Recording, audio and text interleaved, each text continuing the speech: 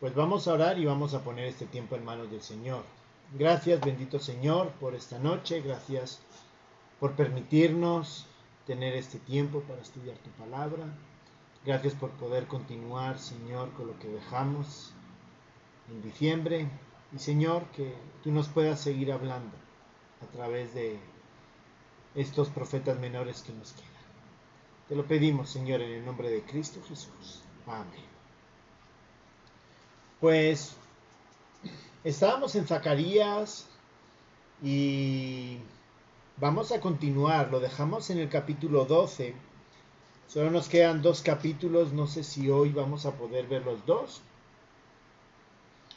Pero bueno, al menos intentaremos ver el capítulo 13.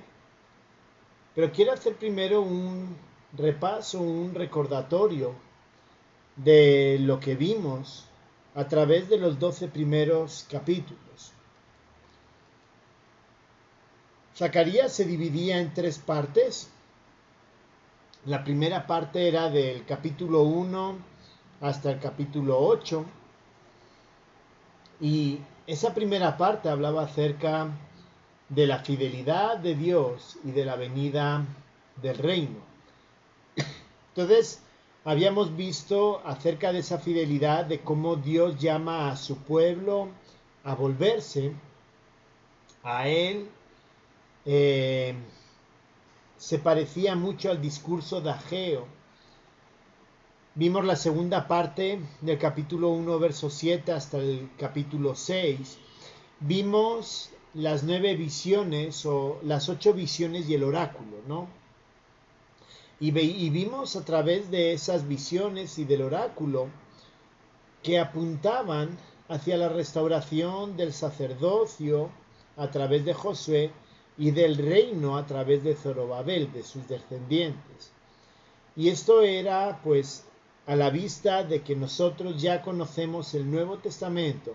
Esto ya estaba apuntando hacia la venida de Cristo, ¿no? Para ellos, para el pueblo después del exilio, era un mensaje de esperanza que en medio de las dificultades tras volver del exilio, pues tenían la esperanza de que Dios iba a volver a restaurar y ese Mesías prometido iba a venir. Si recordamos las fechas, estamos hablando de que más o menos estamos hablando del año 520 más o menos antes de Cristo, y digamos que el cumplimiento se da 500 años después. Quizá para nosotros es como decir, bueno, pero ¿por qué habla 500 años, no? Porque este mensaje era un mensaje de esperanza para ellos. Era un mensaje de que a pesar de las dificultades ellos tenían que seguir esperando a que el tiempo de Dios se cumpliese.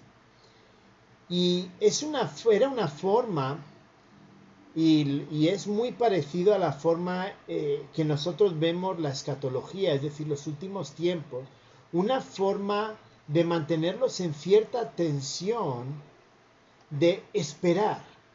Es decir, ellos no sabían cuándo el Señor iba a llegar, cuándo iba a cumplir con la venida de ese Mesías. Entonces era una forma de hacerlos esperar de forma activa, no por dejadez, sino que no sabían cuándo, con lo cual siempre había que estar preparado.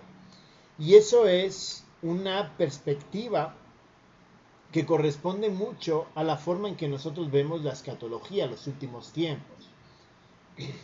Ahora decimos que con las guerras que hay, con el hambre, etcétera, pues pareciera que los últimos tiempos están llegando. Pero hermanos, a lo largo de estos 2000 años han habido muchos eventos que podían parecer como que podían ser los últimos tiempos. Y no. Entonces, sabemos que cada día está más cerca la venida del Señor. Sabemos que Él va a venir porque lo ha prometido. Y esto nos hace mantenernos en una tensión de desear que llegue, pero no saber cuándo, con lo cual también eso nos lleva a que nosotros debemos de entender y vivir de forma santa. Esa espera que ellos estaban viviendo y que nosotros estamos viviendo es una espera que nosotros debemos de vivir en santidad y estar preparados para cuando Él venga. Él dice que vendrá como ladrón en la noche, no tanto por el silencio, sino como alguien que va a venir en cualquier momento. Y realmente no sabemos, el ladrón no sabemos cuándo va a venir. Con lo cual debemos estar siempre preparados, esperando que pudiera ser que viniera, ¿no? Y entonces el Señor va a venir igual. Y eso es la segunda parte, esa promesa de restauración. Esas 8 visiones y el oráculo, pues justamente nos están hablando y nos estaban apuntando a Cristo. Y eso hacía que el pueblo estuviera activamente esperando la venida del Señor. Y capítulos 7 y 8, y con esto acababa la primera parte, vimos que en forma de quiasmo hablaba acerca de la restauración del pueblo. Es decir, al principio el pueblo hacía las cosas de forma incorrecta y después de la restauración el pueblo ya va a realizarlas va a vivir de acuerdo a la voluntad del Señor. Vimos la segunda parte y la segunda parte era capítulos 9 al 11 y esta segunda parte era la imagen del reino mesiánico, pero es la primera venida de Cristo. Todos sabemos que hay 2 venidas de Cristo y entonces la primera venida de Cristo fue la venida cuando murió en la cruz. Y capítulos 9 al 11 vimos que sí hablaba del castigo a las naciones, la promesa del rey venidero, que habría salvación por sangre, que redimiría a Israel, pero que ese rey, especialmente el capítulo 11, que era como la conclusión del 9 y del 10, es que ese rey iba a ser rechazado. El Mesías iba a venir a pastorear con gracia y atadura, eran 2 elementos, y el pueblo le rechaza. Incluso vemos que es entregado por 30 piezas de plata, y eso pues obviamente apunta hacia Judas. Y entonces una de las conclusiones de esa primera venida, en el que Mesías es rechazado por su pueblo, es que rompe la relación exclusiva con el pueblo de Israel. Y eso es lo que vemos en Hechos, bueno, a lo largo de los evangelios y en Hechos, cuando les manda ir a evangelizar. Dicen Jerusalén, Judea, Samaria y hasta lo último de la tierra. Es decir, abre la puerta a todas las naciones. ¿Por qué? Porque el pueblo le rechaza, y eso lo vemos en Juan capítulo 1, justamente nos muestra cómo el pueblo rechaza a Dios,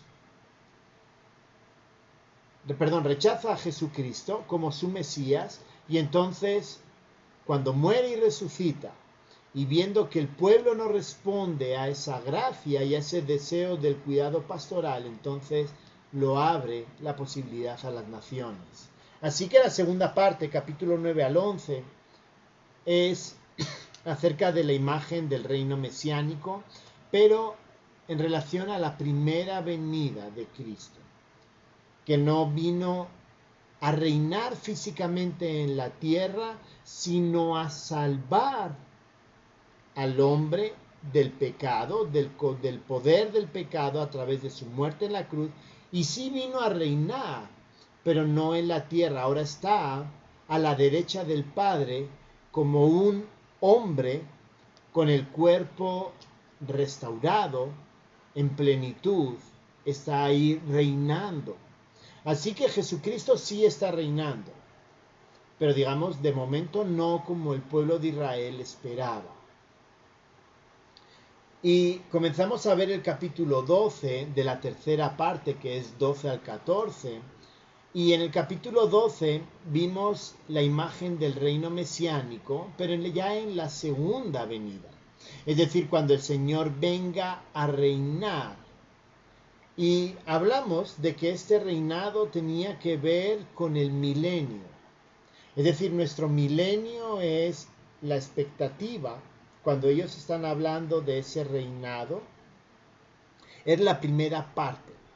Luego ya tenemos en el cielo nuevo y en la tierra nueva el Señor también reinando ya plenamente después del juicio final.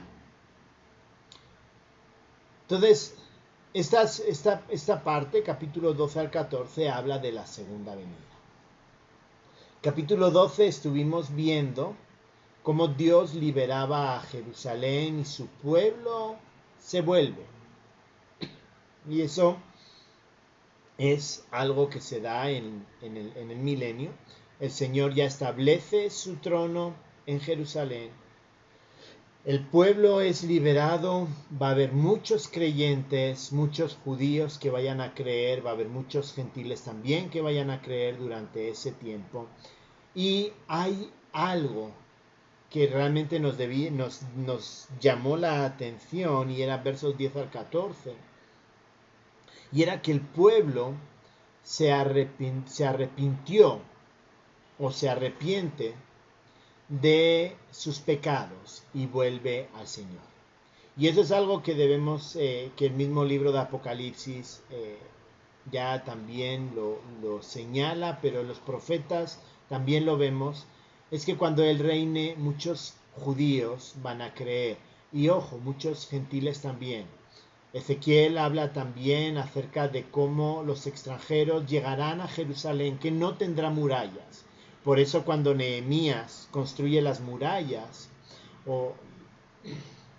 se sienten frustrados. Es decir, por un lado el templo no era lo que ellos esperaban, y eso lo vemos con Zorobabel, que muchos lloran al ver que el templo no era de la grandeza del templo de Salomón, pero también cuando Nehemías construye las murallas, también es de tristeza para ellos, porque justamente Ezequiel menciona y habla de que Jerusalén no iba a tener murallas. Pero esto se va a dar ya en la segunda venida, y entonces el pueblo se arrepiente. Capítulo 13, vamos a ver la purificación del remanente, es decir, aquellos que todavía perseveran, cómo van a ser purificados. Y si Dios nos permite el día de hoy, veremos también el juicio y la salvación a las naciones, que es el capítulo 14. Vamos a empezar con el capítulo 13. Solo tiene 9 versículos, es bastante breve. Dice así: en aquel tiempo habrá un manantial abierto para la casa de David y para los habitantes de Jerusalén, para la purificación del pecado y de la inmundicia. Y en aquel día, dice Jehová de los ejércitos, quitaré de la tierra los nombres de las imágenes, y nunca más serán recordadas. Y también haré cortar de la tierra a los profetas y al espíritu de inmundicia. Y acontecerá que cuando alguno profetizare, aún le dirán a su padre y a su madre que lo engendraron: no vivirás, porque has hablado mentira en el nombre de Jehová. Y su padre y su madre que lo engendraron le traspasarán cuando profetizare. Y sucederá en aquel tiempo que todos los profetas se avergonzarán de su visión cuando profetizaren. Ni nunca más vestirán el manto velloso para mentir. Y dirá: no soy profeta, labrador soy de la tierra, pues he estado en el campo desde mi juventud. Y le preguntarán: ¿qué heridas son estas en tus manos?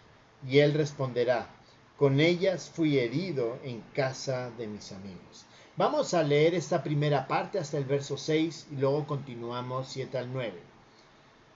Cuando hablamos y estamos hablando de la purificación del remanente, quiere decir que dentro del pueblo judío iba a quedar un grupo que todavía iba a seguir confiando, creyendo en el Señor, se iban a mantener fieles. Y ese remanente iba a ser purificado, iba a ser, digamos, cribado, limpio. Vemos que en este remanente la purificación comienza apartando el pecado de en medio de ellos. Y aquí las palabras del Señor son serias y es algo que nos debe hacer reflexionar mucho acerca de nuestras vidas.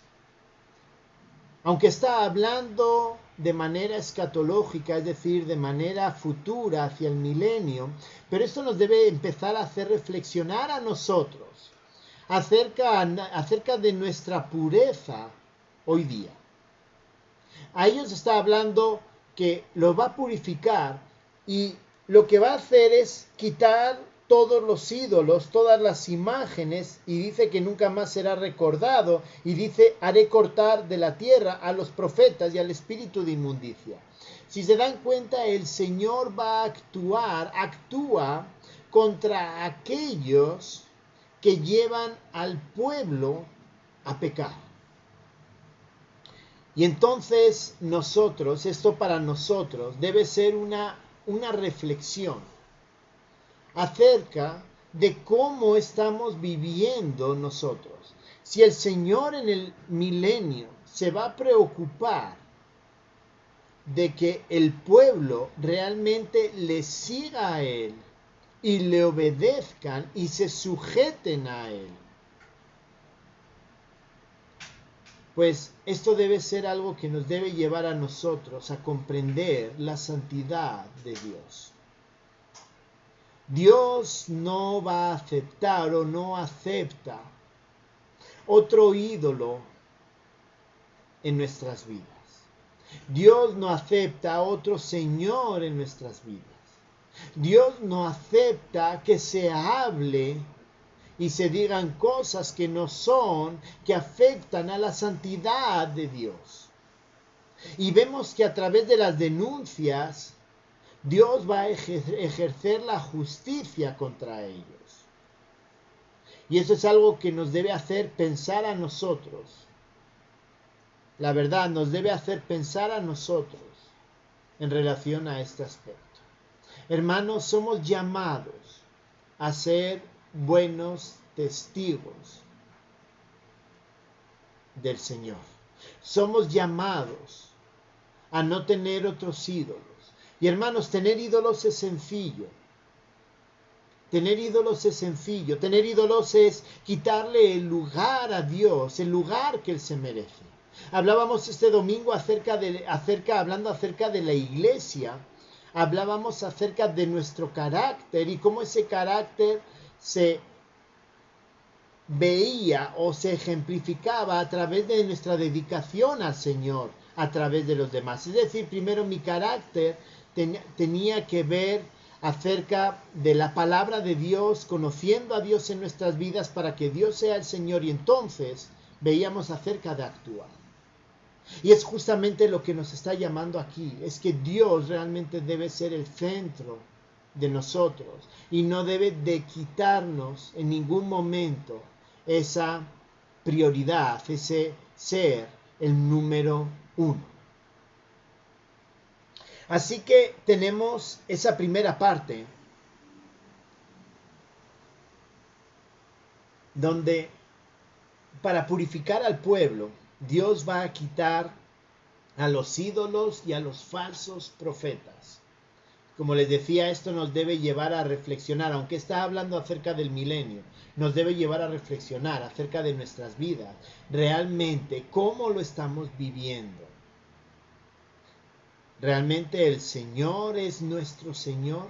Hay un libro que está en la capilla y es un libro que personalmente me marcó mucho. Está allá en el librero y que está para poderlo leer, para poder agarrar y leerlo.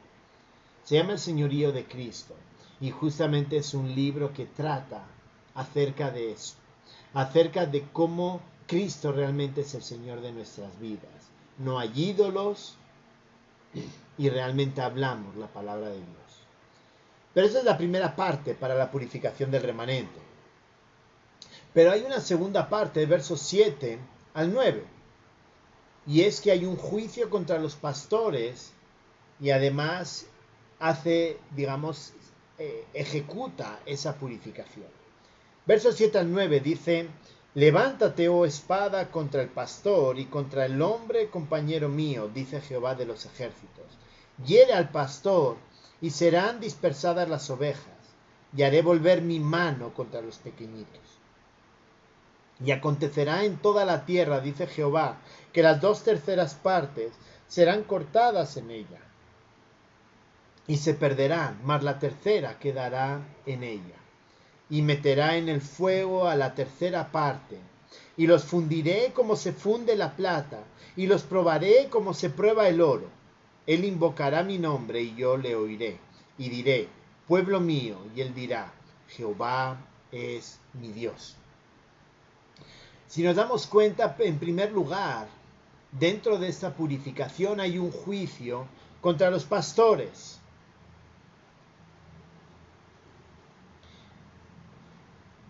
Ese pastor que hemos visto anteriormente, lo habíamos visto en el capítulo 11, acerca de cómo el Mesías pastoreará. Aquí está hablando de esos pastores actuales, de esos pastores que están guiando. Y Dios va a ejercer un juicio contra ellos. Pero no solamente es el juicio contra el pastor que ha engañado al pueblo, sino también habla de un juicio contra el pueblo. Y dice que va a cortar las 2/3 partes y solamente va a quedar la 1/3 parte. Y ahí es donde viene la purificación. ¿Qué quiere decir? Que las 2/3 partes no llegan a creer en el Señor. Es decir, va a venir el Señor a reinar en el milenio. Y todavía la cantidad de personas que van a creer en el Señor va a ser muy poca. Así que está hablando de esa purificación del remanente durante el reino milenial. Hermanos, esto está apuntando, como les digo, al milenio.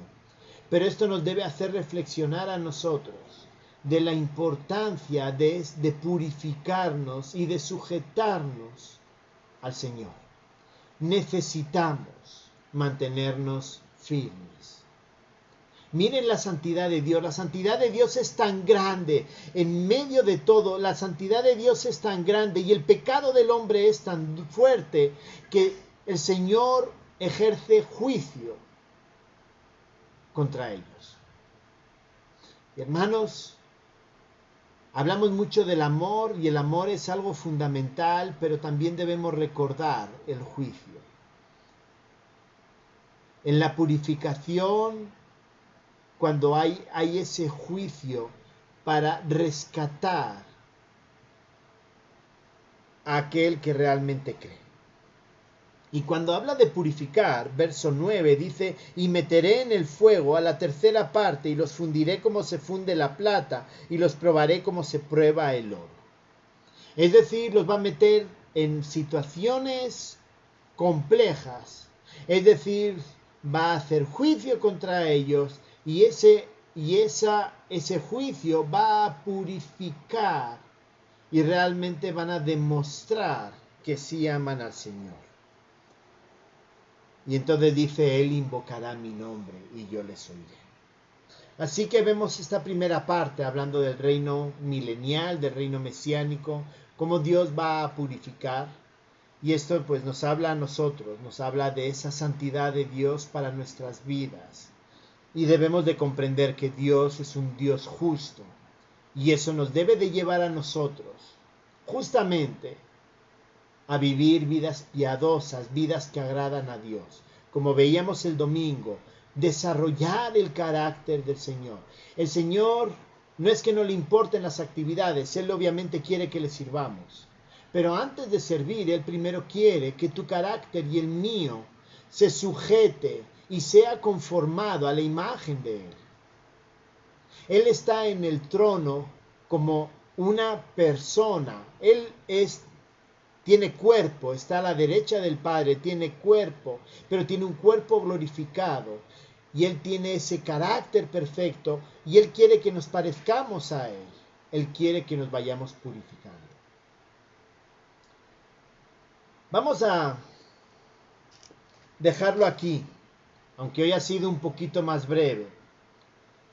Y la semana que viene vamos a terminar con el capítulo 14 y el libro de Zacarías.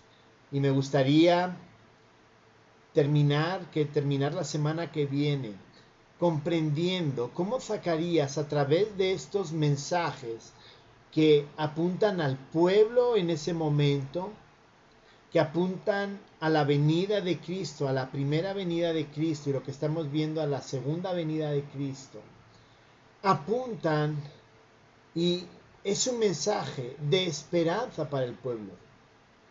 Aunque vemos juicio, es un mensaje de esperanza para que ellos se mantengan firmes en todo momento. Este es el mensaje que también nos da para nosotros. Como les decía, nosotros no sabemos cuándo va a venir el Señor. No lo sabemos. Y eso debería ser una motivación a vivir vidas santas, a purificarnos, a parecernos más a Cristo. Hermanos, morimos, vamos decayendo como parte del cuerpo de Cristo, como parte de la iglesia, cuando nuestras vidas dejan de vivir santamente. Nuestra identidad es que somos santos. ¿Por qué? Porque la obra de Cristo nos hace santos, sin lugar a duda. Pero el Señor quiere que nos parezcamos más a Él. Si el Señor va a ejercer juicio en el reino milenial, va a purificar, creo que es un buen recordatorio para nosotros de lo que Dios quiere que nosotros vivamos hoy día. Hermanos, no nos quiere igual que los que antes. No nos quiere atados a nuestras costumbres, no nos quiere atado a simplemente a hacer sin tener un corazón verdaderamente transformado. Dios nos llama a que nuestro carácter se transforme, porque conocemos y reconocemos quién es Dios. Y como decíamos el domingo, solo a través del estudio de la palabra de Dios, podemos reconocer quién es Dios. Así que Dios nos ayude en esta vida a irnos purificando, a irnos pareciendo más a Cristo. Que el ejemplo de lo que va a pasar nos sirva para que el día de hoy nosotros perseveremos en el Señor. Oremos. Gracias, bendito Señor, porque tu palabra nos llama a vivir vidas santas, a parecernos cada día más a ti.